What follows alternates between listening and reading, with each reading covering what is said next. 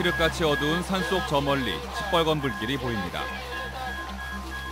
지난 8일 밤 강남 구민들의 휴식처로 사랑받고 있는 대모산에서 원인을 알 수 없는 화재가 발생했습니다. 신고를 받고 출동한 소방대원들의 신속한 진압으로 산불은 다행히 크게 번지지 않고 완전 진화됐는데요. 인명피해는 없었으나 임야 약 400제곱미터가 소실됐습니다. 같은 날 서대문구 홍은동의 한 야산에서 화재 신고가 접수됐습니다. 목격자의 진술에 의하면 실험미상의 어린아이 7, 8명이 야산에서 불장난을 하던 중 불티가 잔디 및 나뭇잎 등 잡목에 착화 발생된 것으로 추정되는 산림화재로 저희 소방대가 현장에 도착할 당시에는 약 50제곱미터 규모의 산불이 타고 있었습니다. 20분 만에 임야 50제곱미터를 태우고 꺼진 이번 화재는 정확한 원인이 아직 밝혀지지 않은 가운데 목격자들의 증언에 의하면 근처에 사는 어린아이들이 불장난을 하다 불티가 나무에 옮겨 붙은 것으로 추정되고 있는데요.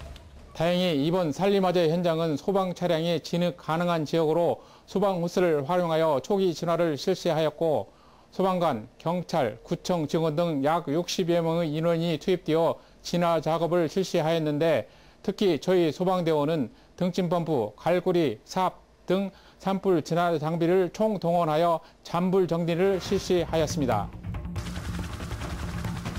대기가 건조한 봄철에는 화재 예방에 특히 조심해야 합니다. 특히 등산객이 많은 요즘 같은 시기에는 더더욱 주의를 기울여야 합니다.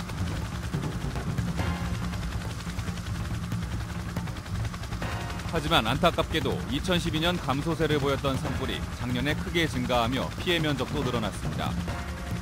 특히 지난해 발생한 산불의 82.4%가 봄철에 집중돼 있다고 합니다.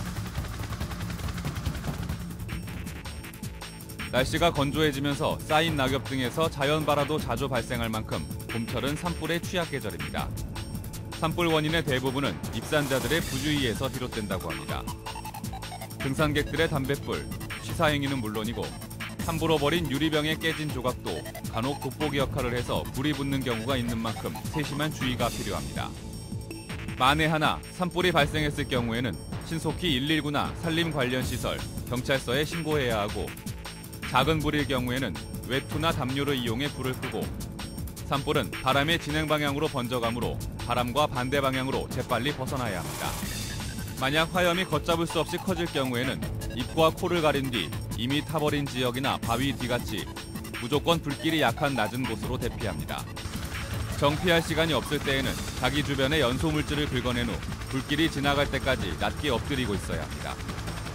혹시 산속에 있는 가옥에서 산불을 만났다면 먼저 집 주위에 물을 듬뿍 뿌리고 집안의 모든 문을 닫아야 합니다. 대부분 사소한 부주의로 발생하는 산불.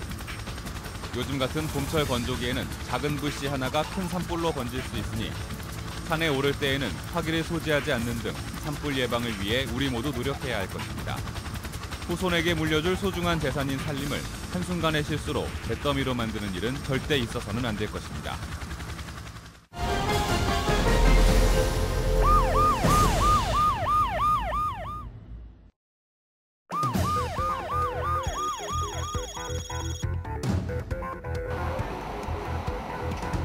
지난 9일 오후 양천구에 위치한 빌딩 주차장 가건물에서 화재가 발생했습니다.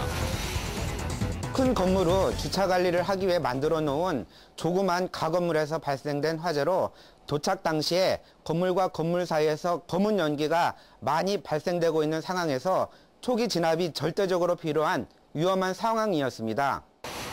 소방호수로 계속 물을 뿌리지만 건물 구석에 남아있는 불씨가 쉽게 사그라지지 않습니다. 다행히 불은 40여 분 만에 완전 진화됐습니다.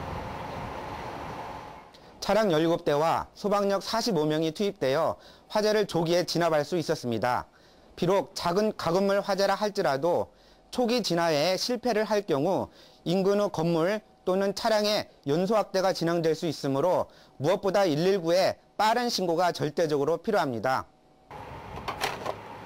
누군가 버리고 간 담뱃불에서 시작된 것으로 추정되고 있는 이번 화재는 다행히 인명피해는 없었지만 화재에 취약한 가건물에서 일어났던 만큼 초기 진화가 쉽지 않았습니다.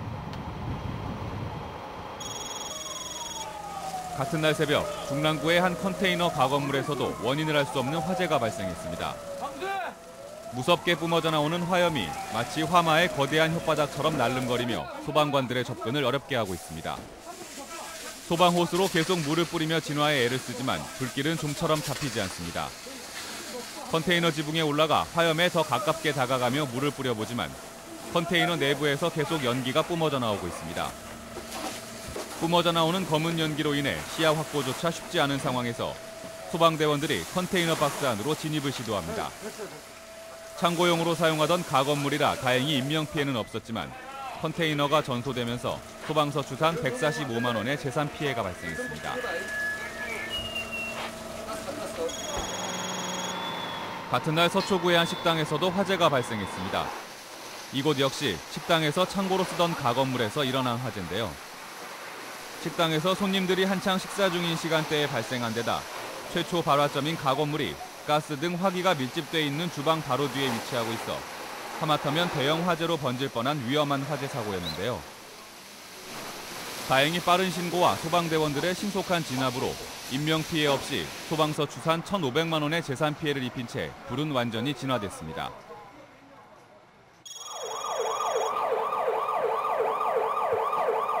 이번에는 비닐하우스 가건물에서 불이 났습니다. 시뻘건 불길이 비닐하우스를 통째로 집어삼킬 듯 맹렬한 기세로 타오르고 있습니다. 모두가 잠든 고요한 새벽, 인천 계양구에 위치한 창고용 비닐하우스에서 원인 미상의 화재가 발생했습니다. 이처럼 최근 컨테이너, 비닐하우스 등 가건물 화재가 잇따라 발생하고 있습니다. 오로지 소유주 개인의 특정 용도만을 고려한 채 각종 건축법규를 무시하고 임의로 지어진 가건물들은 대부분 무허가인데다 화재 예방을 위한 준비 또한 허술하기 짝이었는데요. 건축 비용이 저렴하고 설치가 간편하다는 이유로 손쉽게 지어지는 가건물들은 화재 위험에도 그만큼 더 많이 노출돼 있다는 사실 명심해야겠습니다.